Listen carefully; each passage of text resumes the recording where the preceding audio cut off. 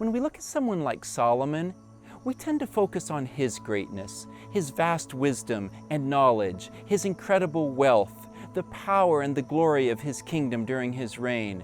When we look at churches and ministries, we kind of do the same thing. We focus on the number of people in attendance, the excitement of their programs, the popularity of their leaders. When we look at individual believers, we see them the way that the world sees them so often: what they wear, what they drive, where they live, the success of their career, the size of their bank account, the level of their status in society. But when we look at the people of God, we need to remember that no matter how impressive or unimpressive we may be in the eyes of the world, the one thing that sets us apart, the one thing that makes us who we are, the one thing that really matters is the living presence of God among us. In today's reading from 2 Chronicles 1-5, King David has died, and now Solomon, his son, has become king. And the Lord appears to Solomon at night, and he says to him, "Ask me whatever you wish, and I'll give it to you." Now, I'm sure that many of you have a whole list of ideas of what you would say if the Lord offered that to you. But Solomon understood that he had a huge task in front of him that he was not equipped for. His dad, David, had been a great king and a man after God's own heart. And Solomon knew that he wasn't ready to step into his shoes. He knew that he wasn't ready to be the king of any people, let alone the people of God. So he says to the Lord, "Lord, I'm young and inexperienced, so I need wisdom so that I might lead your people well." And the Lord says, "Wow, most people would ask for wealth or power or long life, but you, Solomon, have asked well. And so I'm going to give you that wisdom. And I'm going to give you wealth like no king of Israel has had before you or will ever have after you."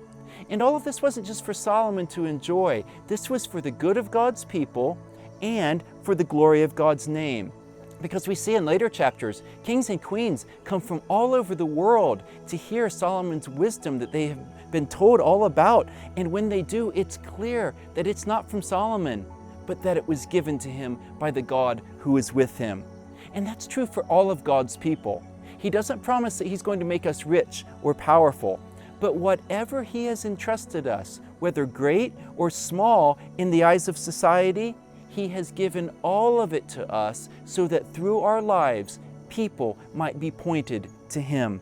Chapter 2, Solomon begins the task of building the temple. And as he begins to gather workers and hire craftsmen, he suddenly realizes the enormity of the task that he's taking on. He is building a house for God. And the same humility that we had seen in David, we now see in his son Solomon. He says, "Who am I that I should build a house for the Lord?" As he's getting materials to build the temple, he makes a deal to get timber from Hiram, the king of Tyre. And Hiram, this pagan, idol-worshiping king, recognizes that it's not Solomon who's great, but that it is God who is great. He says, "Because the Lord loves his people, he has made you king over them. Blessed be the Lord, the God of Israel," he says, "who has made heaven and earth, who has given King David a wise son to build a house for the Lord." In chapters 3 and 4, we see descriptions of the craftsmanship involved in building the temple and in making all of the things that go inside of the temple. And then in chapter 5, they bring the Ark of the Covenant and place it into the Holy of Holies. And as they are carrying it inside, they're singing, "He is good, for his loving kindness is everlasting."